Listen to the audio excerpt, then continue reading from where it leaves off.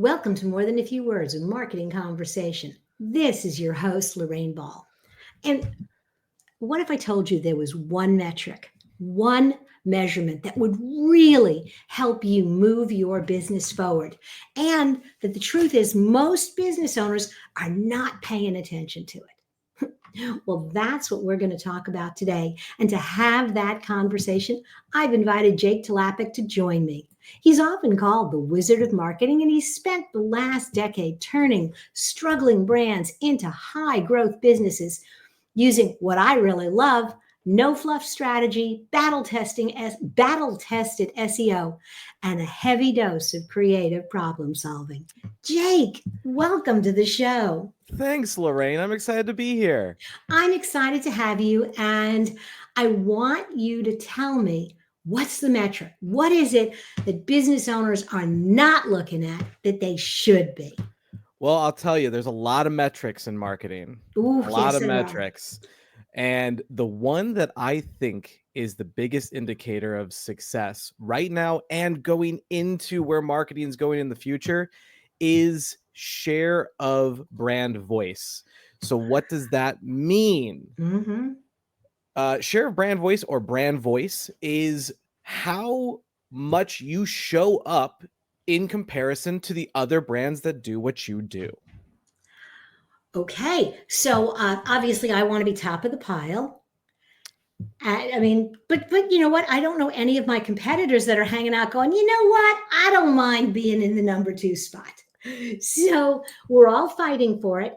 How do I measure it? How do I know that I'm getting my piece of the pie?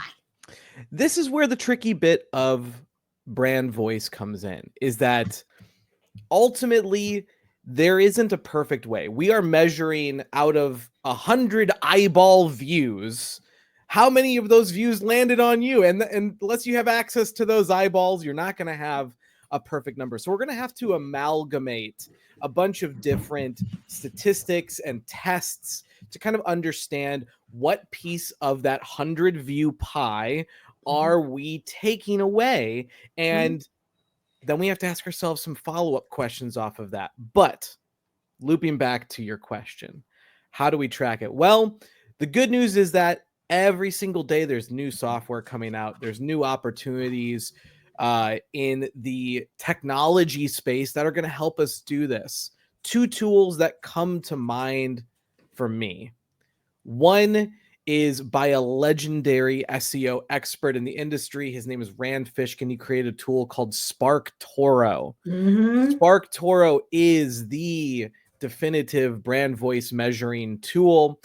It takes a lot of extrapolations from the SEO era of analytics and pushes them into kind of our future vision, which is a lot muddier, a lot less clear, but gives a very good picture overall of platforms and different ways of searching for you and tells you that slice of the pie. Another tool that might be a good option is a tool called Search Atlas. It's more of an SEO tool, but they do have a brand voice tool within itself that is also another great option if you're focused on an SEO play. You know, as you're talking about the tools, and I've played with both of these, and I do think they're good, but I also think for someone starting out, just looking at your Google Analytics and seeing how many branded searches you have is going to tell you whether your brand is even getting into the game. Absolutely. If you want a toe in the water starting spot, setting up a free Google Search Console account to understand how Google is showing your brand, your website, your presence to the internet in response to their searches, and then seeing where you rank in that listing will also give you a percentage-based metric that you can kind of mix together and start to get a clearer picture, at least from an organic search perspective, of where you are. So I've got a question for you, because this is one we've been kicking around a lot lately. One of the things that we're seeing a lot of are the AI overviews. We're Mm. not seeing the websites. We're not seeing the content. We're not even seeing. We used to see the maps and the carousels that would come up for branded search. We're not anymore. We're seeing these AI overviews that just pull everything together and give me what it thinks is the best answer. In that world, how do I keep making a brand play? Fantastic question. And to be honest, if I knew the 100% answer on this, I would be a very wealthy man at this point. But there are some things that we've been analyzing and studying that do have an impact on how AI presents itself.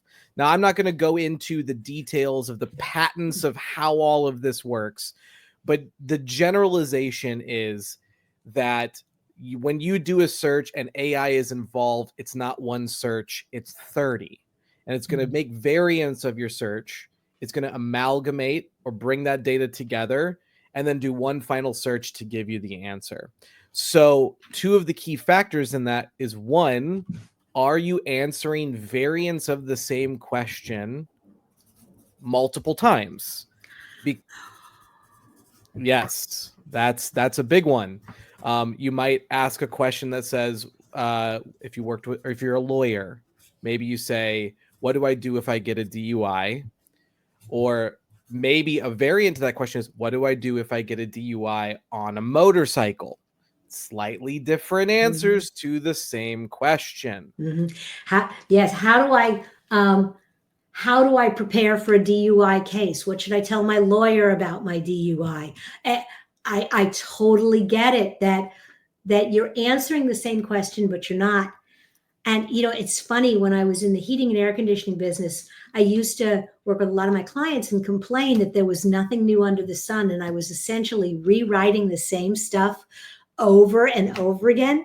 And little did I know, as I was getting ready for ChatGPT. You were. Yeah.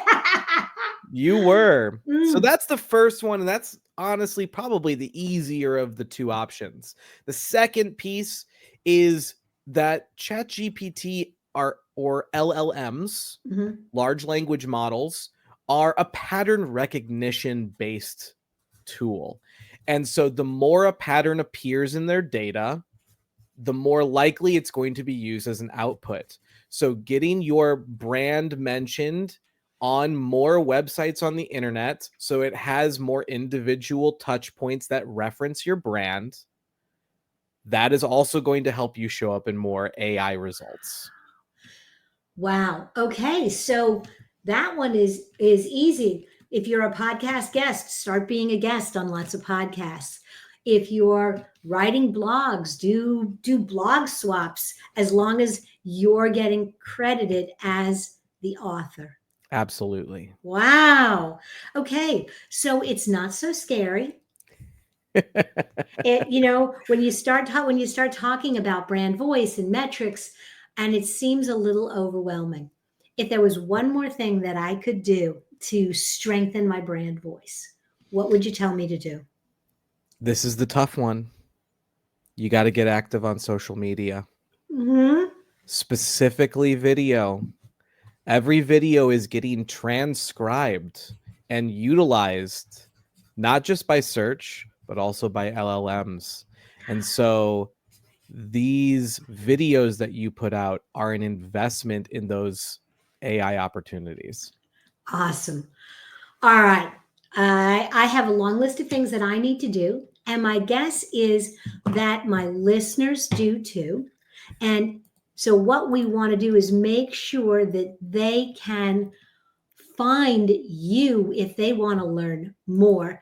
So, I am going to send them to finch.com, finch.com, if they've got questions about this and other SEO topics. Absolutely. I would love to connect with you there.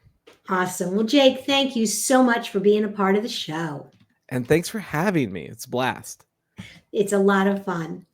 And if you are looking for more conversations like this, look for MTFW wherever you listen to podcasts. Head over to More Than a Few Words to find all of the conversations in our archives, along with workbooks and webinars to help you improve your marketing. This has been another episode of More Than a Few Words. Thanks for listening.